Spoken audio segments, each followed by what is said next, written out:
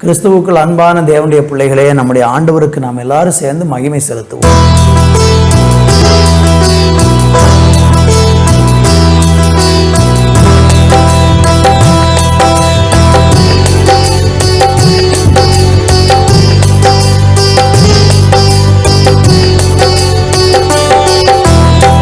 சுமை தாங்கியே சுமக்கின்ற போது சுமைகளை நீயே தந்திட வேண்டும். சுமை தாங்கியே சுமக்கின்ற போது சுமைகளை நீயே தந்திட வேண்டும். இமை மூட உன்னை காக்கின்ற தேவன் இருக்கையிலே நீ கலங்குவதே.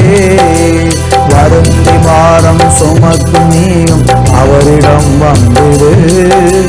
திரும்பி நீயும் இயேசுவிடம் உன்னை தந்திடு. ஓஹோ, வருந்தி பாரம் சுமக்கும் நீயும் அவரிடம் வந்திரு. திரும்பி நீயும் இயேசுவிடம் உன்னை தந்திடு. சுமை தாங்கியே சுமக்கின்ற போது சுமைகளை நீயே சுமந்திட வேண்டும். இதயத்தின் பாரம் யார் சொல்லலாகும்? யாரிடம் சொன்னா எந்த பாரம் தீரும்? இதயத்தின் பாரம் யார் சொல்லலாகும்? யாரிடம் சொன்னால் எந்த பாரம் தீரும்? தோளின் மேல் சுமந்து செல்கின்ற நேச, தோளின் மேல் சுமந்து செல்கின்ற நேச, அருகில் சென்றால் உந்தன் பாரம் தீரும். அருகில் சென்றால் உந்தன் பாரம் தீரும். அருகினில் சென்றால் உந்தன் பாரம் தீரும். அருந்தி பாரம் சுமக்கு நீயும் அவரிடம் வந்திடு. திரும்பி நீயும் இயேசுவிடம் உன்னை தந்திடு. ஓ, வருந்தி பாரம் சுமக்கு நீயும் அவரிடம் வந்திடு. சுமந்து நீயும் இயேசுவிடம் உன்னை தந்திடு. சுமை தாங்கியே சுமக்கின்ற போது சுமைகளை நீயே சுமந்திட வேண்டும். சுமை தாங்கியே சுமக்கின்ற போது சுமைகளை நீயே சுமந்திட வேண்டும். இமை மூட உன்னை காக்கின்ற தேவன் இருக்கையிலே நீ கலங்குவதே. இமை மூட உன்னை காக்கின்ற தேவன் இருக்கையிலே நீ கலங்குவதே. அருந்தி பாரம் சுமக்கு நீயும் அவரிடம் வந்திடு. திரும்பி நீயும் இயேசுவிடம் உன்னை தந்திடு. அருந்தி பாரம் சுமக்கு நீயும் அவரிடம் வந்திடு. திரும்பி நீயும் இயேசுவிடம் உன்னை தந்திடு. ஆண்டவரே, உம்மை நாங்கள் ஸ்தோத்தரிக்கிறோம் அப்பா. எங்களுடைய பாரங்கள் எல்லாம் வைத்து இளைப்பாறுகிற ஒரே ஒரு இடம் ஆண்டவருடைய சமூகம் மட்டுமே. உடைய பாதத்தில் எங்களை தாழ்த்துகிறோம். இயேசுவின் நாமத்தில் பிதாவே, ஆமென், ஆமென். கிறிஸ்துவுக்குள் பிரியமான அன்பு தேவனுடைய பிள்ளைகளே, இந்த நாளிலே நாம் ஆண்டவருடைய வார்த்தையை தியானிக்கும்படியாக ஜெபத்தோடு இந்த நாளிலே கர்த்தருடைய சமூகத்திலே காணப்படுவோம். இந்த நாளிலே உபாகம புஸ்தகம் 28ஆம் அதிகாரம் அதனுடைய 11வது வசனத்தை நம்ம வாசித்து இந்த நாளிலே நம்ம தியானிக்க போகிறோம். தேவன் அவருடைய வார்த்தையின் மூலம் நம்மோடு பேசுவாராக. இந்த வேத வசனத்திலே பரிபூரணமான நன்மை உண்டாக தேவன் கட்டளையிடுவார் என்று சொல்லக்கூடிய அருமையான ஒரு வார்த்தையை பார்க்கிறோம். நம்முடைய வாழ்க்கையிலே நாம் எல்லாரும் நன்மைகளை விரும்புகிறோம். இந்த பூமியிலே வாழும்போது பூரணமான நன்மைகளை, ஆசீர்வாதங்களை கர்த்தரிடத்திலிருந்து எதிர்பார்த்து கொண்டிருக்கிறோம். நமக்கு நன்மை கிடைக்க வேண்டும் என்று விரும்புகிறோம். ஆனால் அந்த நன்மைகள் எதுவுமே நம்முடைய வாழ்க்கையில் பூரணமாக கிடைக்கிறதா என்பதை நம்ம கொஞ்சம் ஆராய்ந்து பார்க்க வேண்டும். அநேகர் நன்மையை பெறாங்க, ஆனால் அந்த நன்மைகள் அவங்க வாழ்க்கையில் பூரணமாக கிடைக்கிறதா என்கிறதை யோசித்து பார்க்கும்போது ஏதோ சில நன்மைகள் என் வாழ்க்கையில் இருக்குது, அந்த இருக்கக்கூடிய கொஞ்ச நன்மைகளை கொண்டு நான் வாழ்ந்து கொண்டிருக்கிறேன் என்று ஒரு விருப்பமற்ற வாழ்க்கை இந்த உலகத்திலே பலரும் வாழ்ந்து கொண்டிருக்கிறாங்க. நம்முடைய வாழ்க்கையில் பரிபூரண நன்மை இருக்கிறதா என்று சொன்னால், அந்த பரிபூரண நன்மையை நமக்கு தருவதற்கு இந்த உலகத்தில் ஒரே ஒருவர் தான் உண்டு. அவர்தான் ஆண்டவராகிய இயேசு கிறிஸ்து. இயேசு கிறிஸ்துவை தவிர நம்முடைய வாழ்க்கையிலே பரிபூரணமான நன்மையை கொடுக்க எவராலும் முடியாது. இயேசுவாலே மாத்திரம்தான், கர்த்தராலே மாத்திரம்தான் நம்முடைய வாழ்க்கையிலே பரிபூரணமான நன்மையை தர முடியும். அந்த நன்மை பூமிக்குரியதாக இருக்கலாம், அந்த நன்மை ஆவிக்குரியதாக இருக்கலாம், நம்முடைய சரீரத்தின் தேவை, உலகத்தின் தேவையாக இருக்கலாம், நம்முடைய நித்திய வாழ்வுக்குரிய தேவையாக இருக்கலாம். எல்லா காரியங்களிலும் பரிபூரணமான ஒரு ஆசீர்வாதத்தை, நன்மைகளை தேவன் நமக்கு தர விரும்புகிறார். கர்த்தருக்கு மகிமை.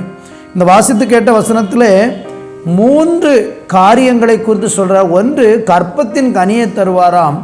2வது, மிருகங்களின் பலனை நமக்கு தருவாராம். 3வது, நிலத்தின் கனியை தந்து நமக்கு பரிபூரண நன்மை உண்டாக கட்டளையிடுவார் என்று ஆண்டவர் நமக்கு சொல்லுகிறதை பார்க்கிறோம். இது இஸ்ரவேல் ஜனங்களுக்கு ஆண்டவர் கொடுத்த ஒரு அருமையான வாக்குத்தத்தம். அவங்க கானான் தேசத்திற்கு பயணமாய் வந்து கொண்டிருக்கிறாங்க. அந்த பயணத்தினுடைய முடிவு காலம் நெருங்கிவிட்டது. 38 ஆண்டுகள் அவங்க பயணித்து இனி 2 ஆண்டுகளுக்குள்ளே அவங்க கானானுக்குள்ளே பிரவேசிக்க போகிறாங்க.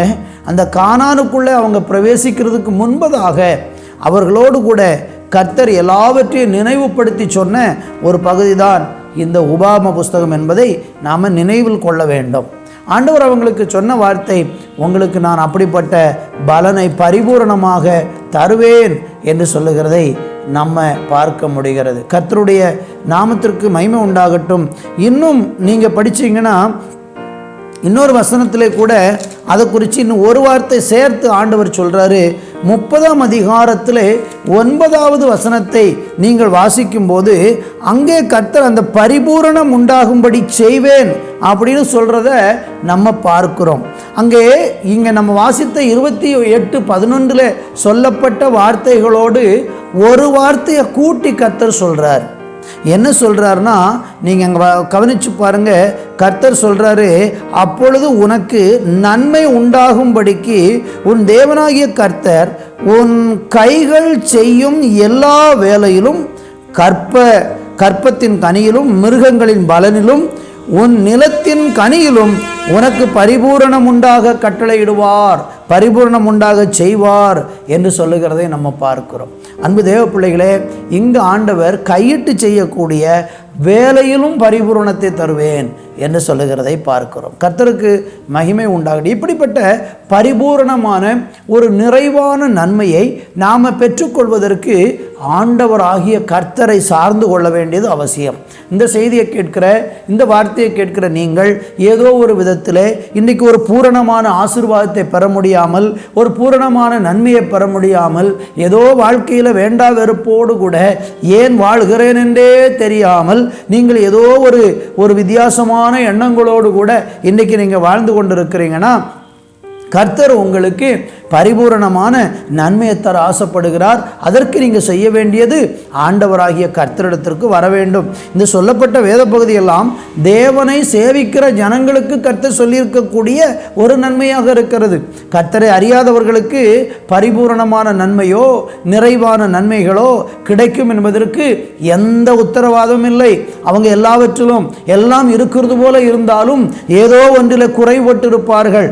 தேவனுடைய ஜனம் ஒன்று மட்டும்தான் இந்த பூமியிலே பரிபூரணம் அடையும்படியான ஒரு பாக்கியத்தை பெற்றிருக்கிறார்கள். அந்த பரிபூரணமான ஒரு பாக்கியத்தை அடையும்படியான ஒரு பாக்கியத்தை நீங்கள் பெற வேண்டும் என்றால் இன்றைக்கு கர்த்தராகிய இயேசு கிறிஸ்துவை உங்களுடைய சொந்த இரட்சகரும் ஆண்டவரும் கர்த்தருமாக நீங்கள் ஏற்றுக்கொண்டால் இன்றைக்கு அந்த தேவன் உங்களுக்கு பரிபூரணமான நன்மையை தந்து உங்களை ஆசீர்வதித்து மேன்மைப்படுத்த அவர் வல்லவராக இருக்கிறார். இந்த வார்த்தையை கவனிக்கிற அன்பு தேவனுடைய பிள்ளைகளே, நான் உங்களுக்காக ஜெபிக்க போகிறேன். நம்ம சேர்ந்து ஜெபிக்க போகிறோம். இன்றைக்கு கர்த்தரிடத்திலிருந்து ஒரு பரிபூர்ணமான நன்மையை பெற நீங்கள் விரும்புகிறீங்கன்னா உங்கள் வாழ்க்கையை கர்த்தருக்கு ஒப்பு கொடுங்க. கர்த்தர் பக்கமாய் திரும்புங்க. அந்த பரிபூர்ணமான பூமிக்குரிய பரத்துக்குரிய எல்லா நன்மைகளும் ஆசீர்வாதங்களும் உங்கள் மேல் உங்கள் சந்ததிகள் மேல் என்றென்றைக்கும் நிலைத்திருக்கவும் நீங்கள் ஆசீர்வதிக்கப்படவும் இன்றைக்கி உங்கள் வாழ்வை தேவனுக்கு ஒப்பு கொடுத்தால் கர்த்தர் அந்த பரிபூர்ணமான நன்மையை உங்களுக்கும் குடும்பத்திற்கும் தந்து மேன்மைப்படுத்துவார். எல்லாரும் இப்படி தலைகளை தாழ்த்தி கண்களை மூடி ஜெபிப்போம். நல்ல பிதாவே, நாங்கள் உம்மை ஸ்தோத்தரிக்கிறோம்.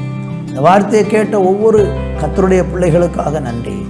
ஆமேன். விசேஷமாக புதிதாக இன்றைக்குத்தான் நான் இந்த சத்தியத்தை கேட்கிறேன், என் ஆண்டவராகிய கர்த்தரை நான் அறிந்து கொள்ள விரும்புகிறேன் என்று தங்களை ஒப்பு கொடுத்து தேவனிடத்திலிருந்து பரிபூர்ணமான ஒரு நன்மையை பெற வாஞ்சியோடு கூட விருப்பத்தோடு கூட தொலைக்காட்சியின் மூலமாக நேரலின் மூலமாய் பார்த்து கொண்டிருக்கிற ஒவ்வொருவருக்காக ஜெபிக்கிறேன். அன்பு பிள்ளைகள் ஒவ்வொருவரையும் என் ஆண்டவராகிய தேவன் ஆசீர்வதிக்கும்படியாக நாங்கள் ஜெபிக்கிறோம். அப்பா, உங்கள் நன்மை உங்கள் பிள்ளைகள் மேலே நிறைவாக உண்டாக ஆசீர்வதித்து ஜெபிக்கிறேன்.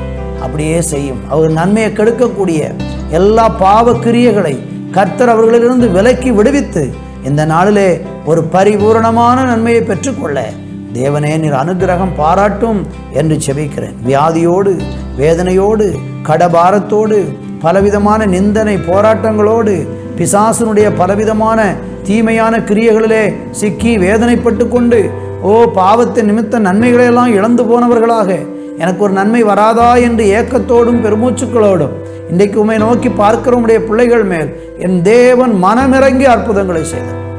ஆசீர்வதியும். இயேசுவின் நாமத்தில் ஜெபிக்கிறோம் எங்கள் நல்ல பிதாவே. ஆமென். ஆமென்.